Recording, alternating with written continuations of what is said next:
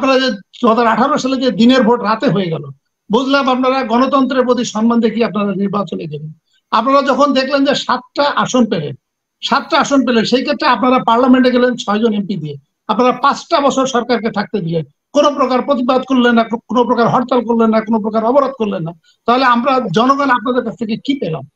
কিন্তু 7ই জানুয়ারি আমরা ভোট দিতে আসি নাই 95%। জনগণ কিন্তু আমরা ভোট দিতে আসি না, আমরা পরিবারের সাথে সময় দিয়েছি। ইভেন এখন যে উপজেলা নির্বাচন গুলো হচ্ছে সেখানেও কিন্তু 5-7%-এর বেশি কিন্তু ভোট কিন্তু পড়ছে না। তাহলে আপনাদের কথা তো আমরা বারবার শুনছি, কিন্তু আমরা তো তেমন কোনো আউটপুট পাচ্ছি না। তাহলে আপনাদের ভূমিকা কি সে জুলফিকার আলী ভুট্টোর মতো হচ্ছে?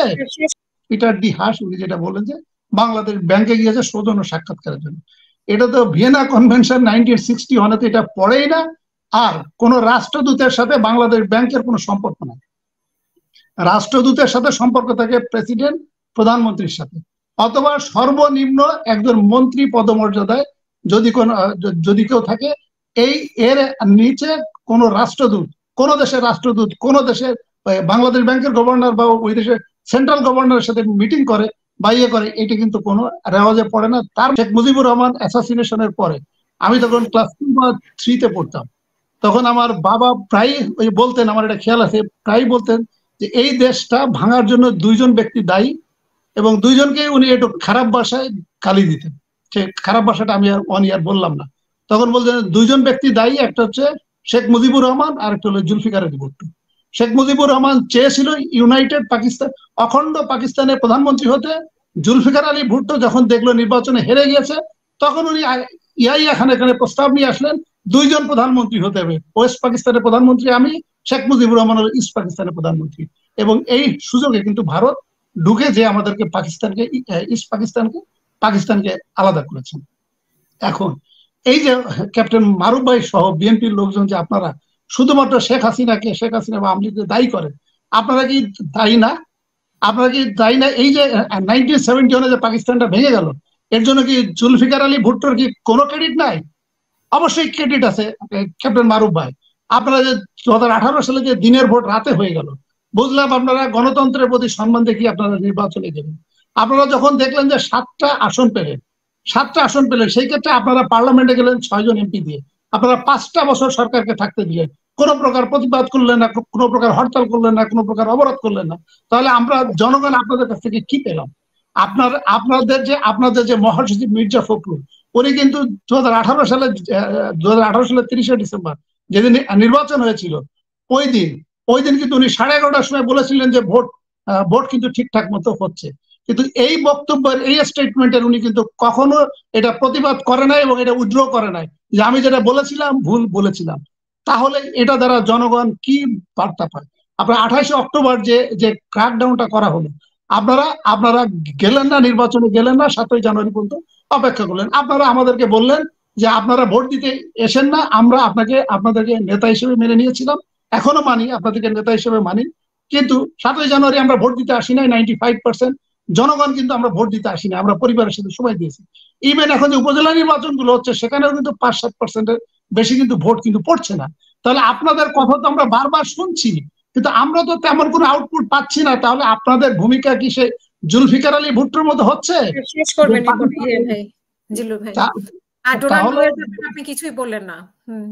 আচ্ছা, ডোনাল্ড লুয়ের বিষয়ে আমাদের ডক্টর কলিমুল্লাহ যেটা বললেন, এটা তো ঠিক আছে, ওনার ব্যাখ্যা বিশ্লেষণ।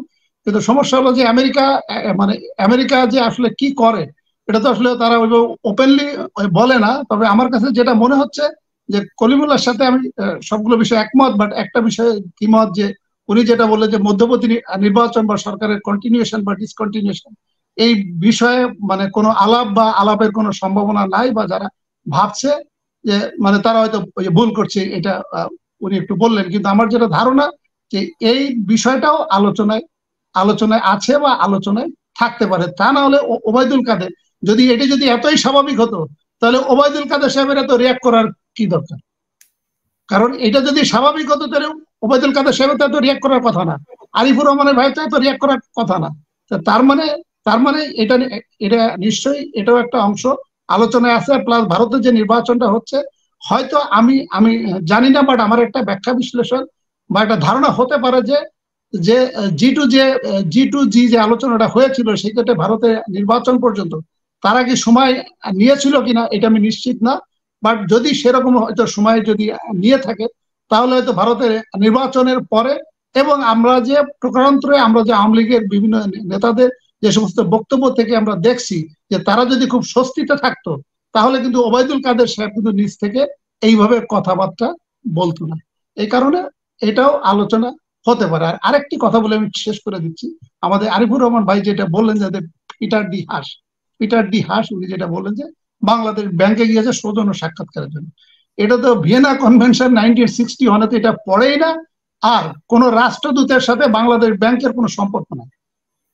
রাষ্ট্রদূতের সাথে সম্পর্ক থাকে প্রেসিডেন্ট প্রধানমন্ত্রীর সাথে, অথবা সর্বনিম্ন একজন মন্ত্রী পদমর্যাদায় যদি কেউ থাকে।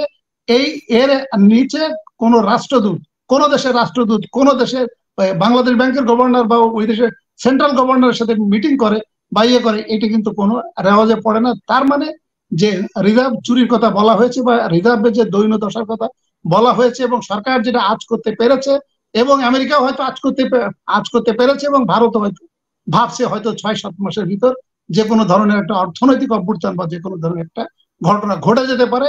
সেই ক্ষেত্রে সরকারকে এক্সিটের জন্য হয়তো কোনো প্রস্তাব দিলেও দিতে পারে সরকার। হাসিনা আক্তার, আপনার আগে আমি টকশোতে বলেছিলাম, সরকার যেহেতু ইলেকশনের মাধ্যমে নির্বাচনের মাধ্যমে সমস্ত রাস্তা উনি বন্ধ করে ফেলেছেন থ্রু কুশীলভ। এখন ওই ক্ষেত্রে ইলেকশন ছাড়া শেখ হাসিনাকে তো ক্ষমতাচ্যুত করার ক্ষেত্রে আরো 3টা পদ্ধতি আছে, সেটি আমি আপনার টকশোতে আমি বলেছিলাম। সেটি হচ্ছে সেনা অভ্যুত্থান, জুডিশিয়াল অভ্যুত্থান এবং বিরোধী রাজনৈতিক নেতৃত্বে গণ অভ্যুত্থান। বাট আমাদের গত 15 বছর বা 16 বছরের সেনাবাহিনীর যে অবস্থা, তাতে সেনা অভ্যুত্থান হবার বা সেনাবাহিনী জনগণের পক্ষ নিয়ে কাজ করবে বা পক্ষে আসবে সেরকম সম্ভাবনা আমরা দেখছি না।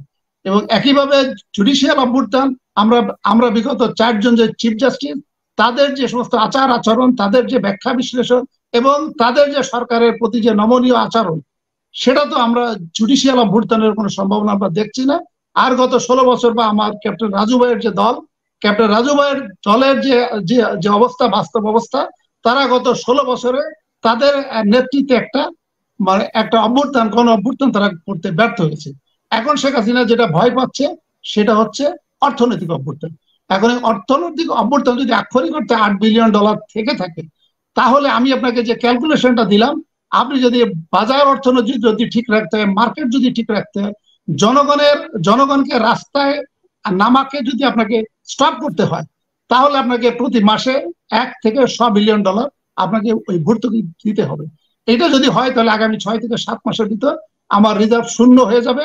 এটা শ্রীলঙ্কা বা পাকিস্তানের মতো রূপ নেবে, এবং পাকিস্তানে এই মুহূর্তে $1 সমান 300 রুপিস এবং 1 পাউন্ড সমান 400 রুপিস।